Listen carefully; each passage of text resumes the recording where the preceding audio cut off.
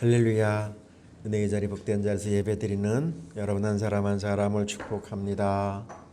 민족 명절을 맞이해서 예배하는 여러분, 벌써 1월 네 번째 주님의 날입니다. 하나님께서 우리를 통해서 영광을 받아 주실 줄로 믿습니다. 성경 잘 읽고 계시나요? 오늘 우리가 읽어야 될 성경 순서는 출애굽기 20장부터 24장까지의 말씀입니다. 정말 빠른 속도로 시간들이 흘러가고 있습니다. 여러분, 그날 읽어야 될 말씀들 꼭 읽어내실 수 있기를 소원합니다. 오늘 순서에 따라서 우리가 읽어야 될 성경 출애굽기 20장의 말씀 앞부분을 중심으로 해서 주님의 말씀을 나누려고 합니다. 오늘 말씀 안에 쭉 읽어보면 주님께서 우리에게 말씀합니다. 하나님을 사랑하고 계명을 지키라 라고 말씀합니다. 설날 아침입니다. 성도 여러분, 성도는 설날 아침에 어떤 생각을 해야 될까요? 성도의 생각 가운데 설날은 어떤 날입니까, 여러분? 우리가 믿는 기독교 신앙은 효도를 굉장히 중요시하는 신앙입니다.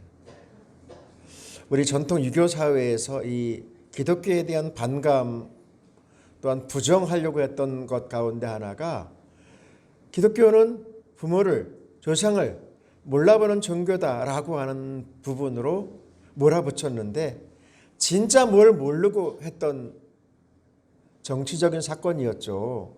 순전히 정치적인 사건이었습니다. 사실 기독교 중심 안으로 들어가면 기독교만큼 이 땅에 존재하는 그 어떤 종교보다 기독교만큼 조상 그리고 효도, 역사에 대해서 강조하는 종교는 없습니다, 여러분. 제가 목사이기 때문에 그런 거 아닙니다. 우리 하나님께서 우리에게 정말로 아주 강력하게 말씀하려고 하는 것이 있습니다. 오늘 우리는 출애굽기 20장에 있는 말씀 보고 있거든요. 오늘 제가 봉독하지는 않았지만 20장 중간 부분에 보면 이런 말씀이 있습니다. 우리 20장 12절의 말씀 같이 볼게요. 내 부모를 공경하라. 그리하면 내 하나님 여호와가 내게 준 땅에서 내 생명을 길리라. 아멘. 정말 주님께서 우리에게 강력하게 부모님 그리고 우리를 이 땅에 육신적으로 있게 하신 분들을 잘 공경하고 효도하라라고 아예 못을 박아서 말씀하고 있다는 사실 여러분 기억해야 합니다. 잃어버리지 않아야 합니다. 우리 주님은 우리에게 끊임없이 말씀하고 있습니다. 자, 순서에 따라 우리는 출애굽기 20장에 있는 말씀 보고 있거든요. 출애굽기 20장은 에집트에서 나온 백성들이 3개월 걸렸습니다. 3개월 이렇게 광야를 지나고 있습니다. 그리고 드디어 저들은 시내산 앞에 오게 됩니다. 시내산 앞에. 그때 하나님께서 그들을 어떻게 이곳까지 인도했는지를 말씀하고 있습니다. 하나님이 말씀하고 있어요. 성도 여러분, 여러분들의 지난 한 해 어떻게 살아오셨습니까? 지난 한 해 여러분들의 삶은 어떠했습니까? 우리 주님께서 우리의 삶, 특별히 믿음의 사람의 여정을 주님이 아주 강력하게 말씀하려고 하는 부분들이 있습니다. 출애굽기 20장 앞부분이 어디에 있는지 아십니까? 출애굽기 19장입니다. 출애굽기 19장 4절의 말씀 같이 볼게요. 시내산 내가 애굽 사람들을 어떻게 다루었는지 내가 또 독수리 날개로 너희를 업어 어떻게 내게로 데리고 왔는지 너희는 다 보았다. 우리는 위기도 만나고 어려움도 만나고 고난도 만날 수 있습니다. 그런데 그 순간이 지나면 우리의 입술에서 고백되어지는 것이 무엇입니까? 하나님의 은혜였습니다. 여러분은 어떠십니까? 하나님의 도우심이었습니다라고 하는 고백이 저절로 입에서 나옵니다. 그렇지 않은가요? 그렇지 않습니까, 여러분? 우리 하나님께서 430년 동안 긴 노예 생활을 해방시킨 그들을 이제 정말 엄청난 경험을 하게 되죠. 홍해를 육지처럼 건너고요. 먹을 물이 없다고 하면 먹을 음식이 없다고 하면 먹을 것을 주면서 끊임없이 지난 3개월이 100년 아니 430년 이상의 시간처럼 그들을 이끌어 오셔서 이제 드디어 저 멀리 복된 땅 은혜의 땅을 보게 하시면서 주님께서 말씀하려고 합니다. 성도 여러분, 2023년을 이제 시작했습니다. 이 믿음의 사람은, 하나님의 사람은 늘 질문해야 될 것이 있습니다. 나 예수 그리스도를 믿는 믿음의 사람으로서 어떻게 살아야 하지?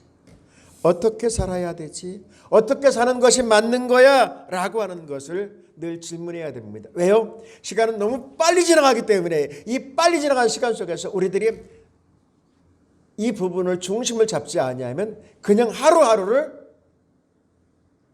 다람쥐 쳇바퀴 돌듯이 돌다가 세월 훅 지나갑니다, 여러분. 그 속에서 하나님께서 우리에게 허락하신 나의 삶 속에서 어떻게 살아야 하나 꼭 질문하시고 그 답을 가져갈 수 있기를 소원합니다. 우리는 믿음의 사람입니다. 우리는 새 사람입니다, 여러분. 주님께서 우리를 죽을 수밖에 없는 자리에서 해방시켜서 전국 백성으로 세우셨습니다. 그렇다고 한다면 우리는 믿음으로 살아가야 합니다. 그러면 믿음으로 산다라고 하는 것이 뭘까요? 뭘 것 같아요? 그럼 믿음으로 산다는 것이 뭘까요? 믿음으로 산다는 것이 뭐 같아요? 하나님께서 우리에게 믿음으로 살 수 있도록 끊임없이 신호를 보내거든요. 아세요, 여러분? 아세요? 하나님의 신호를 여러분 보신 적 있으신가요? 들으신 적은 있으신가요? 우리가 이 땅에서 예수 그리스도를 믿는 믿음의 사람을 살 수 있도록 주님께서 끊임없이 사인을 보낸다니까요. 사인을 보내요. 그것이 뭐예요? 주님께서 우리에게 말씀으로 말씀하십니다. 오늘 말씀 1절 같이 볼게요. 하나님이 이 모든 말씀으로 말씀하여 이르시되 할렐루야. 시내산에 모은 백성들을 향해서 주님께서 이제 이전과 다릅니다. 이전에는 하나님의 사람 모세를 통해서 말씀하셨고 어떤 다른 방법으로 말씀하셨지만 이제는 직접 친히 말씀하고 계시다니까요. 말씀하시는 하나님의 음성을 들으실 수 있기를 소원합니다. 성도는 말입니다. 심령 안으로 들려주시는 주님의 말씀을 들어야 합니다. 주님의 음성을 들어야 합니다. 왜요? 왜 그렇습니까, 여러분? 하나님 세상 만물을 말씀으로 창조하셨고 지금도 그 말씀으로 세상을 다스리고 있고 또한 모든 일들을 그 말씀으로 이루어갈 것이기 때문입니다. 우리의 삶도 마찬가지입니다. 여러분 한 사람 한 사람의 삶도 주님의 말씀으로 이루어 가실 것이기 때문에 우리는 하나님의 사인, 우리가 어떻게 살아야 되는가 말씀하시는 주님의 음성을 들어야 합니다. 들을 수 있기를 소원합니다. 요한 복음 1장 1절에서 3절까지의 말씀을 같이 보겠습니다. 우리 같이 볼게요. 태초에 말씀이 계시니라. 이 말씀이 하나님과 함께 계셨으니 이 말씀은 곧 하나님이시니라. 그가 태초에 하나님과 함께 계셨고 만물이 그로 말미암아 지은 바 되었으니 지은 것이 하나도 그가 없이는 된 것이 없느니라. 아멘. 성경을 열면 여러분 성경을 열면 주님께서 말씀으로 세상을 창조했다는 것을 알게 됩니다. 성경을 넘겨가다 보면 하나님께서 말씀으로 택한 백성을 살리시기도 하시고 세워가기도 하시고 인도하시고 끊임없이 책임져 주시는 것을 알게 됩니다. 자, 그 중심에 누가 있어야 됩니까? 바로 여러분 한 사람 한 사람이 있어질 줄로 믿습니다. 우리는 어떻게 해야 돼요? 그 말씀을 들을 수 있는 귀가 있어야 돼요. 들어야 합니다. 저는 여러분들이 이 땅에 예수 그리스도를 구주로 믿고 믿음으로 살아내면서 이 주님의 말씀 따라 살아갈 수 있기를 소원합니다. 말씀을 듣고 살아낼 수 있기를 소원합니다. 왜요? 이 말씀은 우리의 삶을 바꿔주시기도 하시고 열어주시기도 하기 때문입니다. 말씀이 귀합니다, 여러분. 말씀이 소중합니다. 말씀을 잘 듣고 심령에 담을 수 있기를 소원합니다.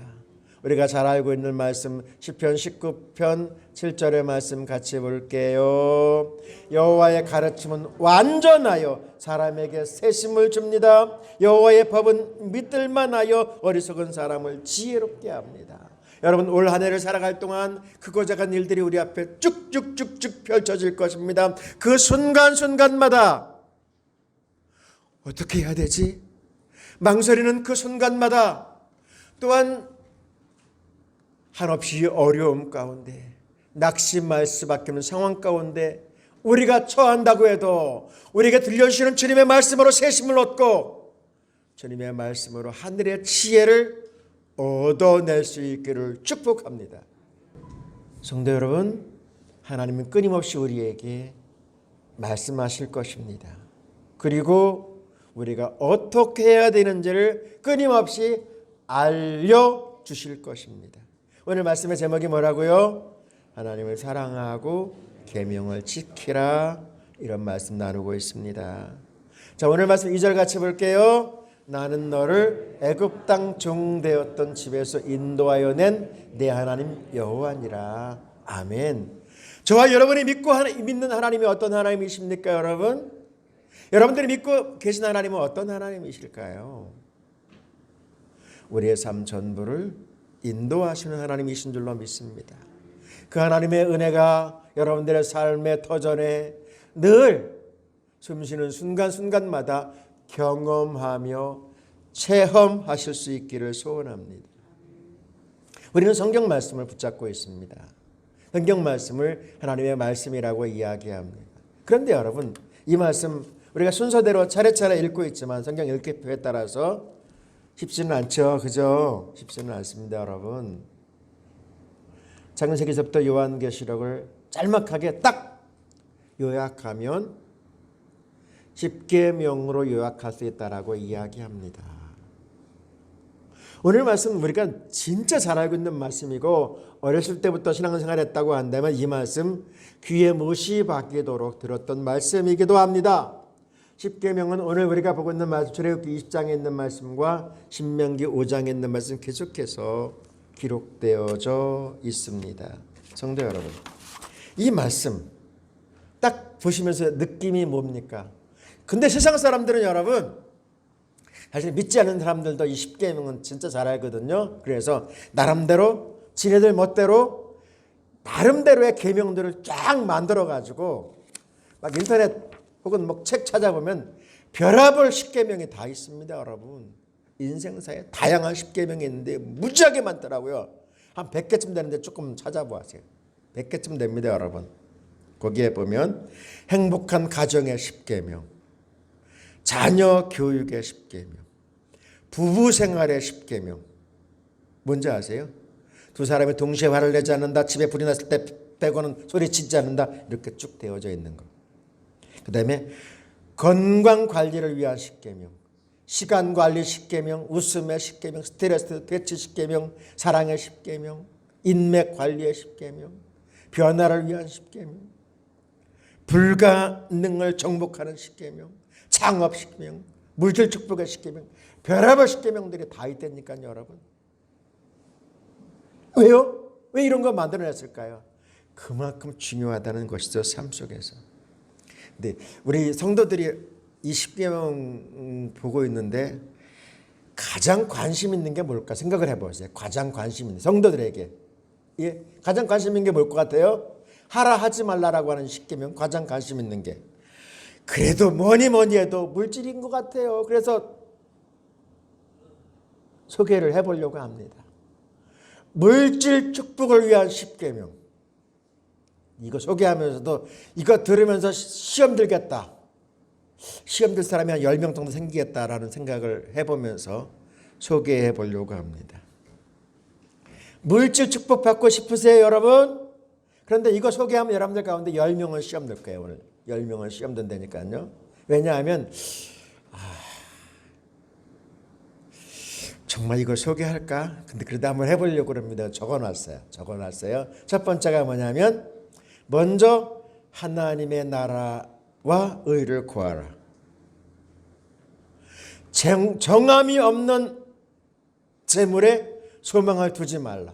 세 번째가 뭐예요? 하나님보다 물질을 더 사랑하지 말라. 네 번째가 예수님과 복음을 위해 물질을 사용하라.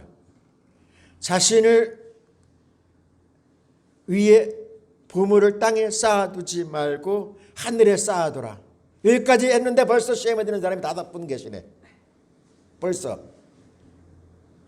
뭐야 이게, 뭐가 물질 축복을 이야기하는 거야. 도대체 다 시좋다고 하나님 뭘 위해서 하라고 교회를 이거 시험 들 것 같은데. 시험 들 것 같은데. 여러분, 6번째가 뭔지 아세요? 온전한 11조를 들어. 7번 생겼습니다. 7번. 벌써 시험에 드는 7번 생기려고 그래요. 예, 7번째가 뭐냐면 심는 대로 거둔다는 사실을 잊지 말라. 8번째로 인색함이나 억지로 하지 말라. 그 다음에 하나님의 일은 능력 이상으로 투자하라. 10번째가 물질의 정직임을 알고 결산을 준비하라. 시험에 드는 사람이 10번이 넘고 15번 생겼네요. 이거 정말. 근데 여러분 잘 보세요. 한마디로 표현하면 뭐예요? 물질의 주인 하나님이다. 이걸 말씀하려고 하는 거예요. 생명의 주인이 하나님이듯이 물질의 주인도 하나님이라고 하는 사실을 아세요?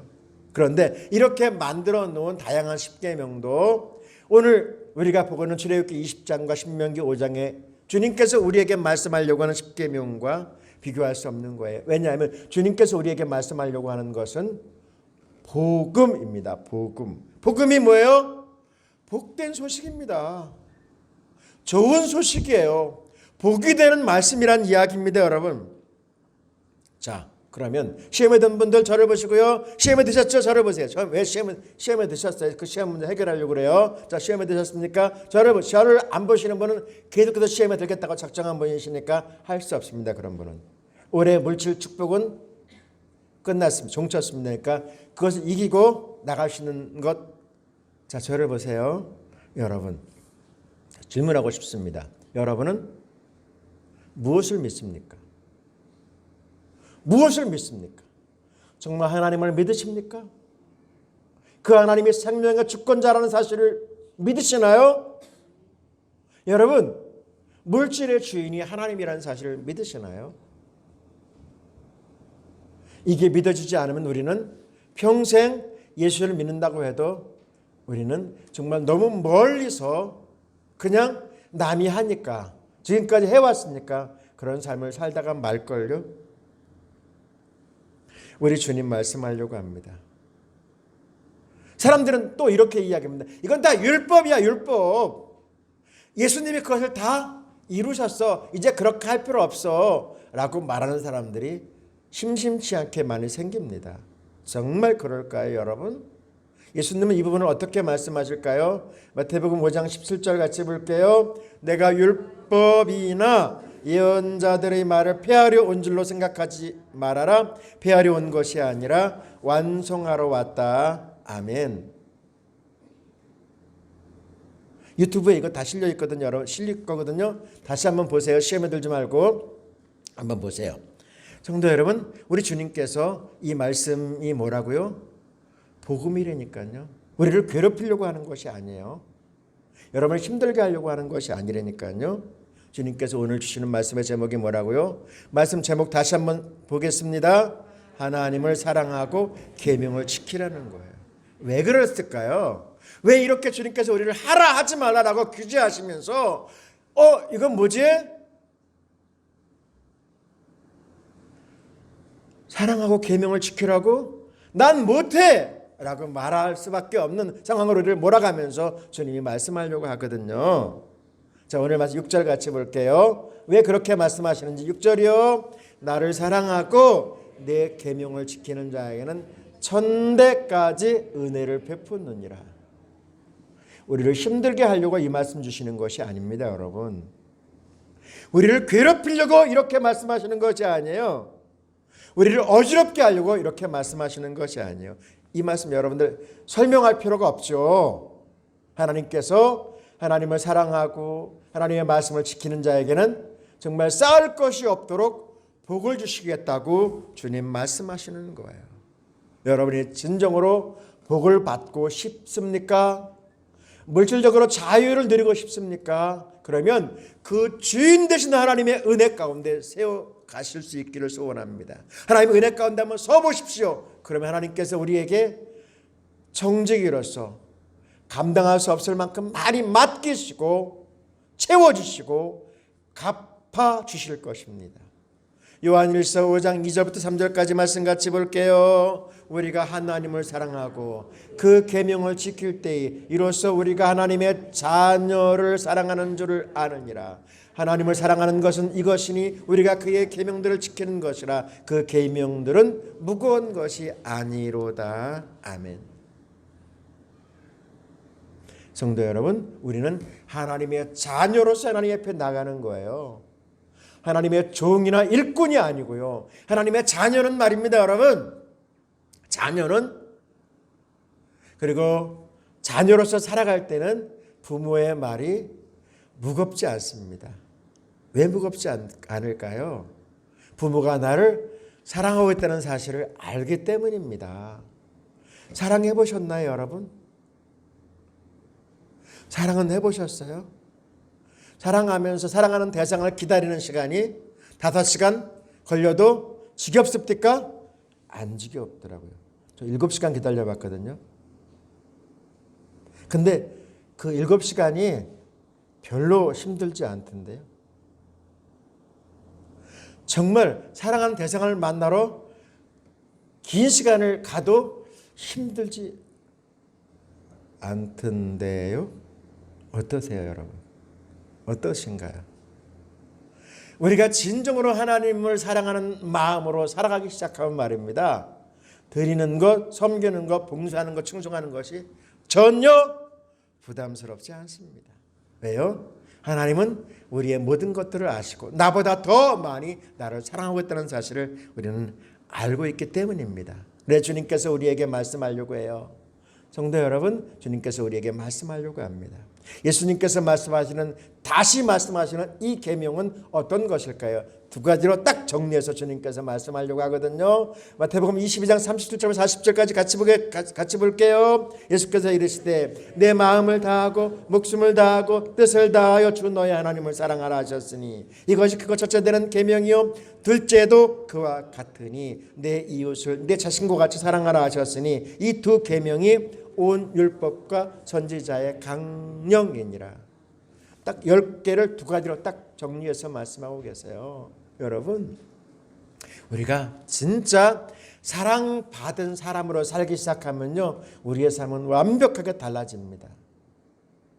사랑받고 사는 자매님들의 얼굴과 그렇지 않은 자매님들 얼굴은 확실히 달라요. 요즘에 마스크를 써서 모르지만 마스크를 벗고 딱 나오는 순간부터 저분은 사랑받고 살고 있구나. 저분은 힘들게 살고 있구나. 어떻게 알고 있는지 알 수 있는지 아세요? 화장도 안 먹습니다, 여러분. 정말이니까요. 화장도 덜 떠가지고 이리 밀려가고 저리 밀려가고 있어요.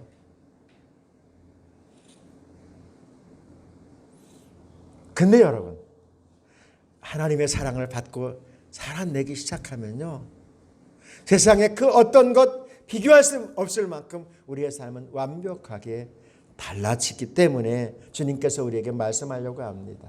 2023년 살아낼 때에 진정으로 하나님을 사랑하고 그 계명을 지켜내는 삶 살아낼 수 있기를 소원합니다. 왜 그렇게 하라고 자꾸 말씀하시는지 아세요? 여러분, 오늘 말씀과 함께하고 있는 말씀, 신명기서에 있는 말씀 6장 2절부터 3절까지 말씀 같이 볼게요. 이것은 여러분과 여러분의 후손이 평생 여호와 하나님을 두려운 마음으로 섬기고 내가 여러분에게 명령한 모든 법과 규정을 지킴으로 여러분이 오랫동안 번영을 누리며 살게 하려는 것입니다. 그러므로 여러분은 이 모든 것을 잘 듣고 지키십시오. 그러면 여러분이 복을 받아 여러분의 조상의 하나님 여호와께서 여러분에게 약속하신 대로 기름지고 비옥한 땅에서 크게 번성할 것입니다. 아멘. 이걸 해석할 이유는 없죠, 여러분. 그죠?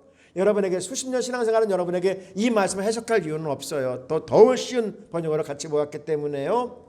주님께서 우리에게 말씀하시고 그 말씀을 지키며 살라고 하는 이유가 뭐예요? 여러분을 괴롭히려고, 여러분의 것을 빼앗으려고? 맞아요?